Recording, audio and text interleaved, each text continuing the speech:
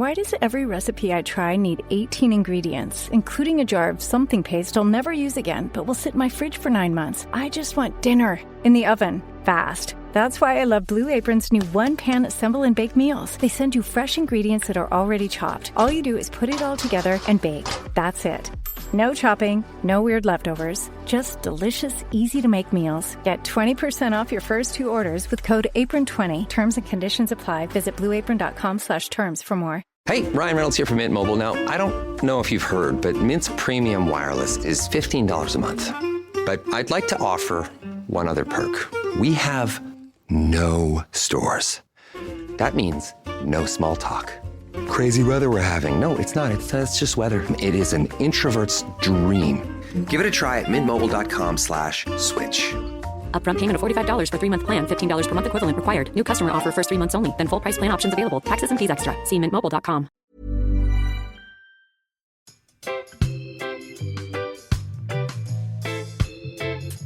So in this episode, we want to look into this trait and unravel why it resides in some of us sober people. It kind of follows on from our friendship episodes that were so popular a couple of months ago. It's a phrase that comes up a lot on Sober Awkward. The term people pleaser appears in a lot of episodes. But what does it mean? And how does it affect us sober people? So today we want to find out more about what being a people pleaser is and if it's a positive attribute, a negative personality feature, or just being overly socially conscious. The reason we want to investigate this term today is because we throw this term around and both of us are unsure of the part it plays. I know Hamish would say he likes the way I call and text and run around like a lunatic and be everyone's friend, but I find this trait quite exhausting and sometimes quite disappointing. I translate it as being someone that is eager to make others happy, and I can't see anything wrong with that. I'm interested in when people-pleasing goes from being okay to overstepping the mark and becoming detrimental. Yeah, I know my people-pleasing comes from a good place, but I can see that it leaves me vulnerable at times. I think, Haim, this is going to be another one of those episodes where we're both learning on the go. So stay tuned as we try to uncover why we people please and how not texting back can actually make you feel quite empowered. Not that I could ever do it. No, not could I. I couldn't leave a text back for like more than 30 seconds. Yeah. Have you ever been ghosted yourself, though? All the time. Lovely. Yeah. Sometimes people never text me back and I never see them again. That's the end of our friendship. It happens all the time. Your face. All the time. Well, it makes me feel sorry for you. Well, all at least the a time. couple of times a year. Yeah. But are you sending out too many texts? Probably. Are you firing out 100 a day and then not getting answers from 2? Yeah, it comes back to our friendship. It's like, I can't understand why people don't want to be best friends with me. It's really sad. Okay. You know that sounds like a cry for help. You know that people listening to this are going to reach out and I'll be your best friend, Vic. I know they are, yeah, so you can be. And I probably won't text you back either. It's kind of like I've learned bad habits. Yeah. Actually, don't do that because then I will feel like I have to be your friend and then it's just another thing I'm doing for someone else and I'm just too busy. So, yeah, I would love to be your friend, but I don't have time. Let's just end it. Let's not even bother starting the ghosting relationship before it's even begun. Being a people pleaser does make me feel drained and disrespected at times. And actually, I'm fed up with it. I think I'm done being a people pleaser, as long as everyone's okay with that. I like what you've done there. Thank you. The definition of a people pleaser. Here we go. Someone or something that pleases or wants to please people. Makes sense. Or a breed of dog that's a people pleaser. No, that's not it, Vic. Although you did once say that you were like a friendly Labrador. Yeah, I'm like a friendly Labrador. What dog would you be? Should we do a whole episode on dogs? Yeah, I love dogs. I would be, a pug is my favourite dog. You don't look like a pug, though. No, but a pug is all personality, no looks. Yes. I mean, everyone wants to be. Well, that works. Everyone wants to be. Everyone wants to be a Labrador or a Golden Retriever. That's clearly the top of the pile in terms of dogs. I think you're a pointer. Pointless. Pointless.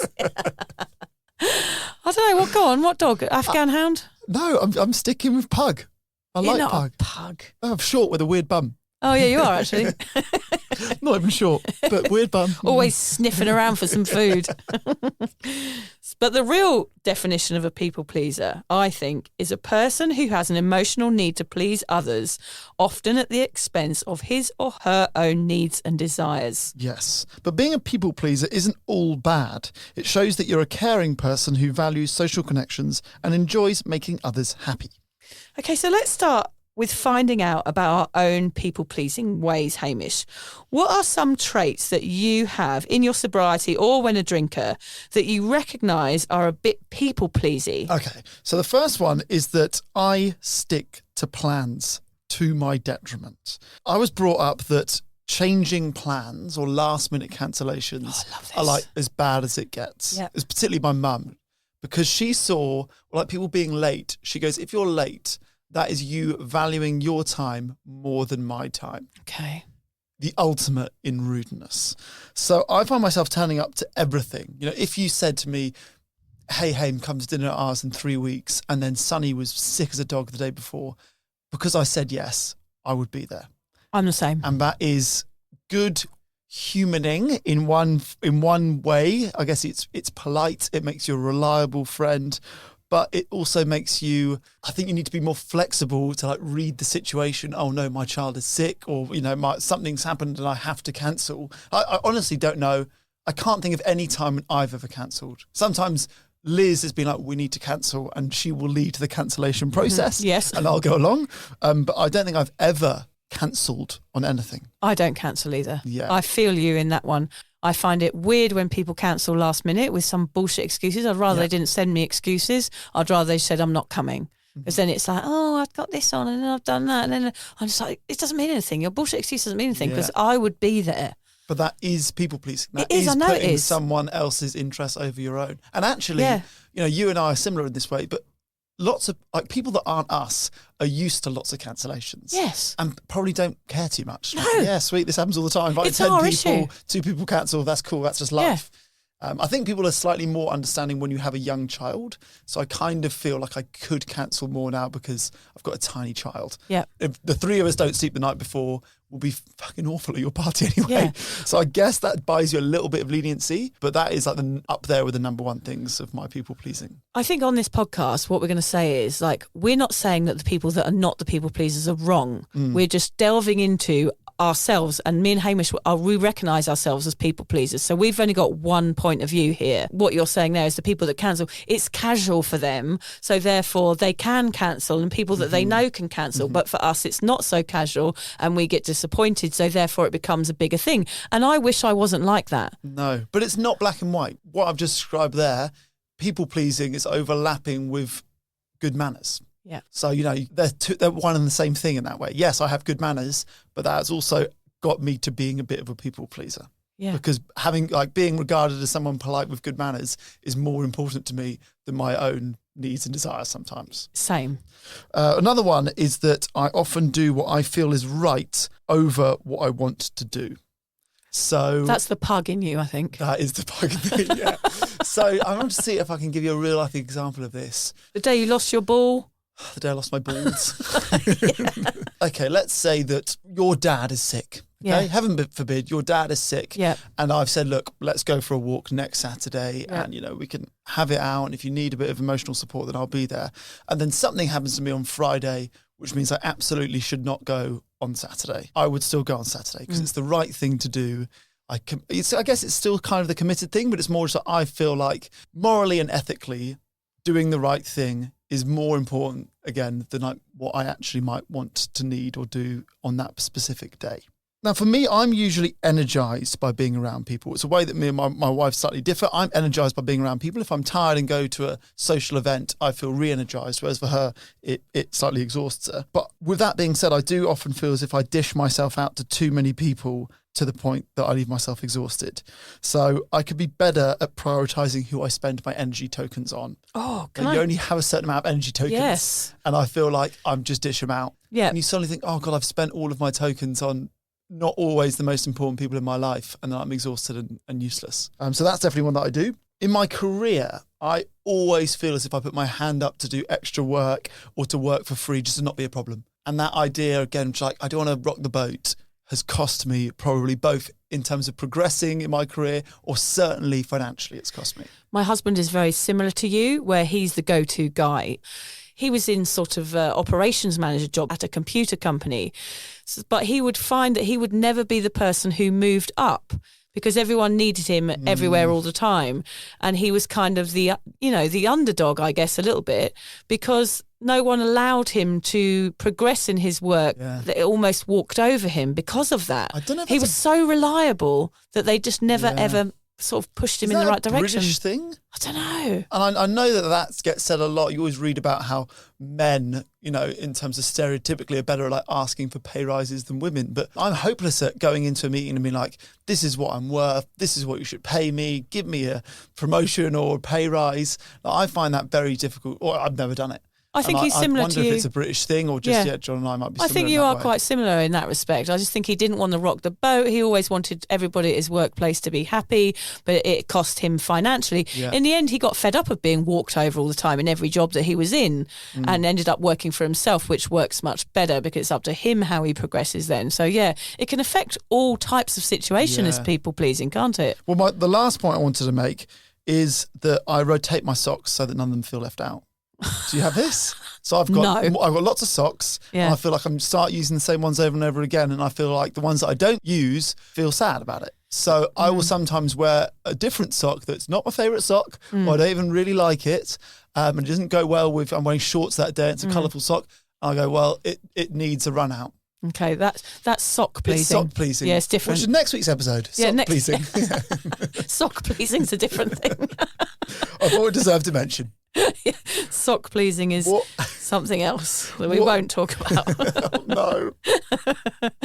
What about you? How does your people pleasing look? Well, before we just had a bit of a run through of what we were going to talk about today, and my list here was so long that I think I'm going to have to cut it down a bit. I think I made 4 points, and Vix is almost exactly a page of A4. Yeah.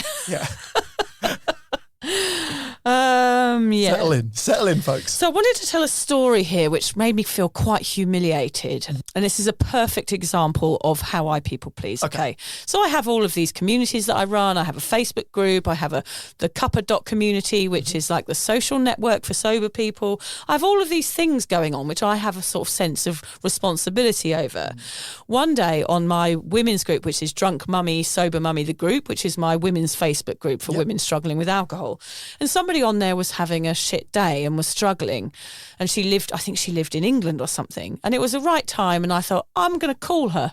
I'm going to phone this person up that I've never met who is in my group and see if she's okay. Okay. Right. I phoned her up. I can see the danger here. Yeah, I phoned her up and she was like, This is Hannah Berner from Giggly Squad. O-Pill is the first over-the-counter daily birth control pill available in the U.S. Let's be real, getting a birth control prescription is not always easy, and it's so much admin. In fact, about a third of women face barriers to access prescription birth control. Between scheduling appointments, missing work, class, or just trying to exist, it's a lot. But now O-Pill is putting birth control in our control. O-Pill is a daily birth control that's FDA approved, full prescription strength, and estrogen free, and 98% effective when used as directed. Grab it online or at most major retailers, no prescription or doctor's appointment needed. So if you're thinking about birth control, check out O-Pill to see if it's right for you. Use code GIGGLY for 25% off your first month of O-Pill at OPILL.com. That's code GIGGLY at OPILL.com. Birth control in your control. We love to see it. Why choose a Sleep Number smart bed? Can I make my site softer? Can I make my site firmer? Can we sleep cooler? Sleep Number does that. Cools up to 8 times faster and lets you choose your ideal comfort on either side. Your Sleep Number setting. Enjoy personalized comfort for better sleep night after night. And now, max out your savings. The more you buy, the more you save on beds, bases, and more. Plus, get free home delivery on any smart bed with base. Limited time. Check it out at a Sleep Number store near you or at sleepnumber.com today. Why the fuck are you calling me? I was like, well, I just saw that you were having a really bad day and I just thought you might want to chat with someone and here I am, sort of thing. And she was like, please don't call me. This is overstepping my boundaries, and sort of put the phone down. And I was so embarrassed. Like, I'm blushing now thinking about it.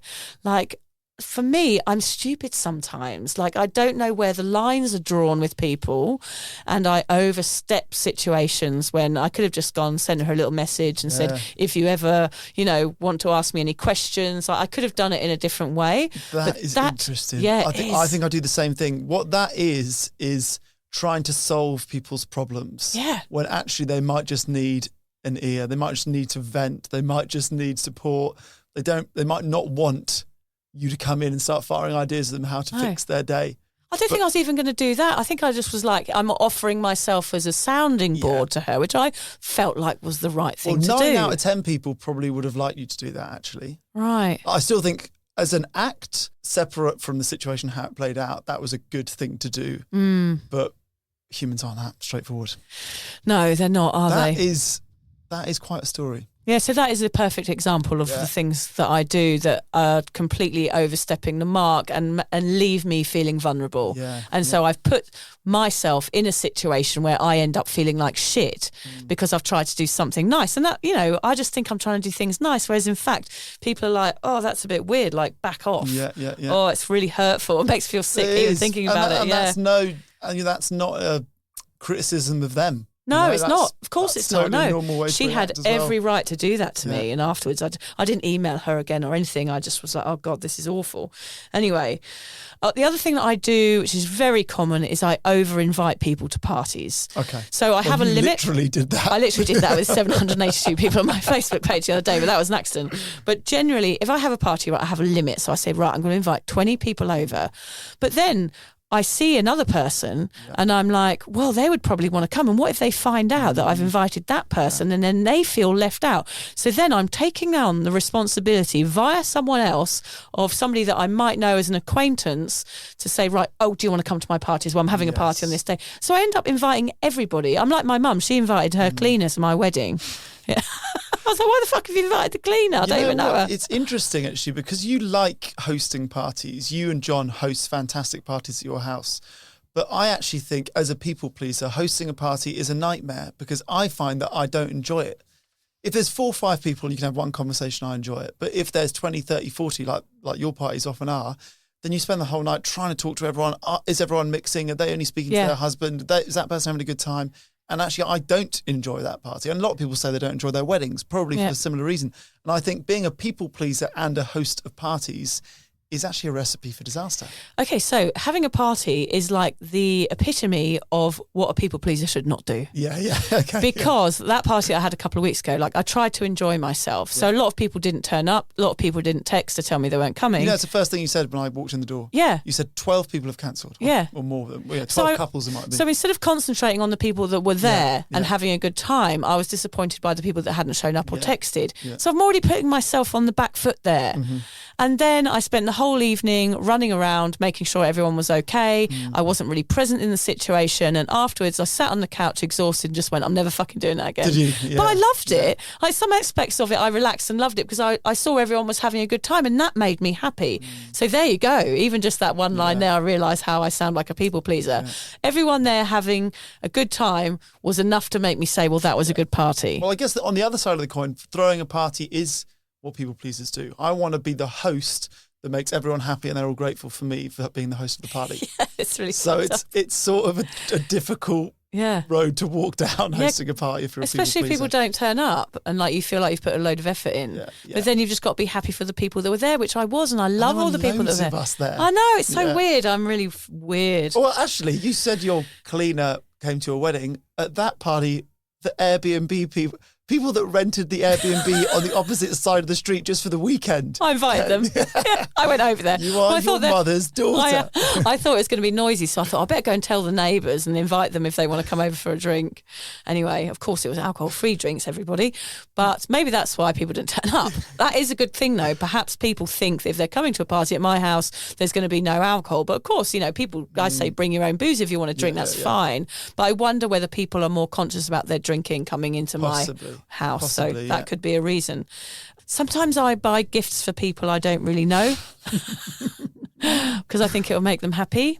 Well, it would make them happy. Yeah, but it's not right, is it? Can you give me an example of the person that you know the least that you've bought a gift for and what the gift was? I took some Vegemite into the dinner lady at school last week because they had it on a list that was sent out in the newsletter, and they said they needed Vegemite, so I went and bought Vegemite at the shop and then gave it to her. Oh, that's nice. That's a random act of kindness rather than a gift for a stranger. Okay, well, that's all right then. I'm trying to think of other gifts that I've given. I mean, I do it quite a lot. There's so many. I remember I gave Anita, hello Anita, when I had never met her. It was her sober anniversary for a year, and I sent her a beautiful pair of earrings. Oh, wow. In the post. It's quite intense. Yeah. Oh, I'm so people-pleasy. Oh, God. This one is going to events I don't want to go to and on podcasts I don't have time for. Yes. I do it all the time. You do that all the time. I can't say no. I think, God, if people want to hear my story, that's what I'm here to do. And this week, I got up at 5 a.m. to be on a podcast in Canada, and the woman didn't show up. Yeah. So there I was in my people-pleasy lounge on my own at 5 o'clock in the morning with no one there. Yeah. Always being on time like you, Hamish, means I wait around for people and get annoyed. Yes. Being too reliable. When I have my meetups, I always turn up, and sometimes no one does, and I end up sitting in a cafe on my own because I can't bear the thought of someone coming that has just given up drinking and someone not being there to meet them. You have that thought process all the time. I mean, so what I'm doing is let me just repeat this to you. I can't bear the thought of someone not coming and someone else having to sit in a cafe on their own. So you sit in a cafe by yourself? Yeah. You take the bullet. Yeah. So I sit in a cafe on my own because I can't bear the thought of someone else sitting in a cafe on their own. Oh my God, I'm not sure I want to go. I think I want to leave. I'm not sure I really want to go on with this because I'm finding myself slightly excruciating. Putting too much effort into events and realising no one really cares. Like, I don't know, whatever that could be, a lunch or anything or presents or whatever. I only partly agree with that one. Okay. Because you get the people that know parties or that host parties that really appreciate the little things. Yes, that's true. Yeah, my sister always notices everything I've done. Yeah. When she comes around, she's like, oh, you put that up and you did that. And it's like, oh, yeah, someone notices. Overcooking. This is another trait from my mother.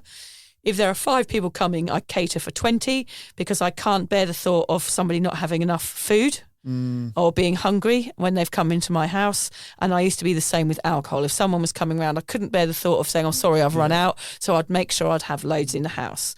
Checking follows and likes on socials. We're going to get into that a bit later on. Yes. Very toxic, but I can't help it. One loss, I'm wounded. I know. This morning you said, I did a post and I lost three followers. I've got no idea what the followers are. Yeah. I don't track it, but it's an addiction. It's one addiction from the other. We're going to do a whole podcast about that. We will.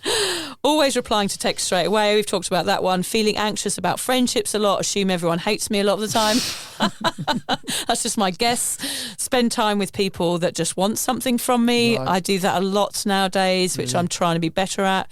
Getting much better at all of these due to my sobriety.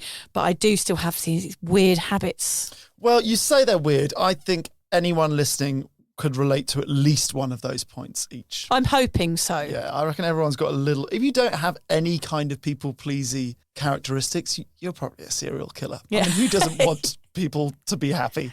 Yeah, true. It's kind of like a psychopathic thing if you didn't want someone to be happy in some way for something. Or you're just very egocentric and very narcissistic. Yeah, interesting. Anyway, sorry if you were listening and thought, I don't have any of those. We've just called you a narcissistic psychopath. Yeah, sorry about that.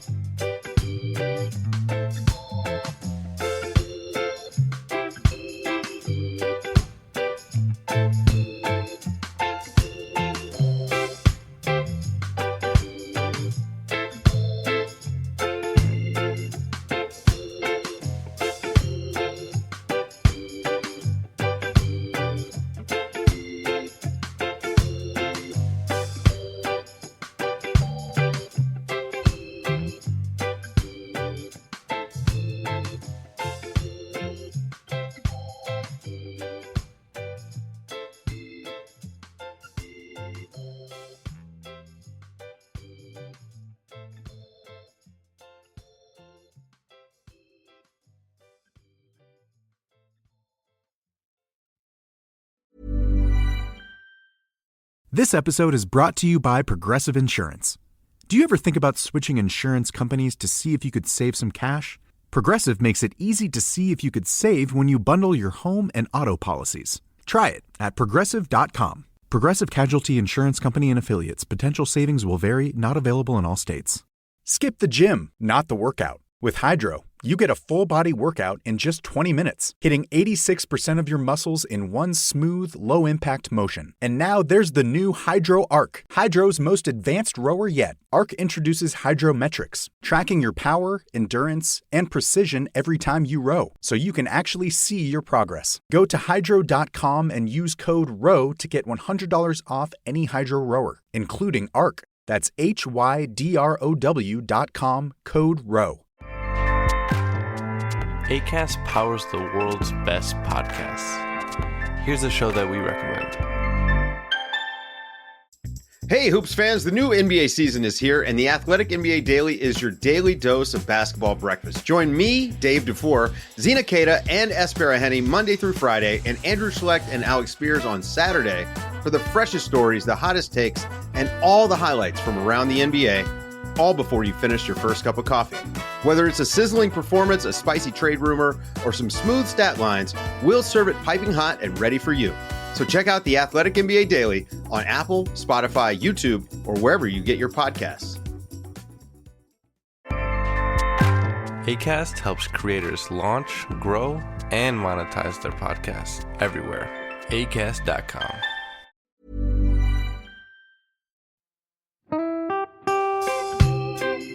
So, as you probably know, my comedy memoir, 1,000 Wasted Sundays, is officially out. All my magnificent fuck-uppery in one awkward hit. If you'd like to get your hands on a copy, it's now available from all good bookstores. We always say all good bookstores, don't we? Yeah. Are there bad bookstores? No, it's probably ones with moody sellers. Oh yeah, really depressed librarian folk. Yes, okay, yeah, good. yeah. So there are probably some, but we're only storing it in the good ones. It's only made it into the goodies. You can also get it from all good online retailers. The print version and ebook are out now, and the audiobook will be available in March. I've been writing my memoir for 5 years. It will make you laugh, cry and cringe, and hopefully inspire a few people to reconsider their relationship with booze. If you love the podcast, then I think you'll love the book, even if I do say so myself. Hamish has read it. What did you think? I feel like I know a little bit too much about you now, to be honest, Vic. Look, I really loved it. It was hilarious and surprisingly moving, but I feel like I've seen you naked in a literary sense. Yeah. Does that make sense? Yeah, that's worrying. Yeah. From an emotional point of view, seriously, it wobbled my teeny weeny wooden heart, Vic. Okay. My teeny little wooden heart. Well, his teeny little, his wooden heart is broken. Anyway, so if you do manage to get your filthy mitts on a copy, please do me a favour and head to goodreads.com and give me a review. Doing that will help me get it out there to those that need a bit of sober support. So there you have it. My story, unwanted warts and all. Come and get awkward with me. Not to be too demanding or anything, but seriously, go and buy it now. Yeah, go and buy it. Go and buy it right now. Yeah, don't just tell your friends, buy it, and then buy your friends one or two. Yeah, don't give them a copy, buy it, yeah. And you know what? Don't be careful where you store it. If you lose it, you can always buy another 5. Buy another one. Yeah.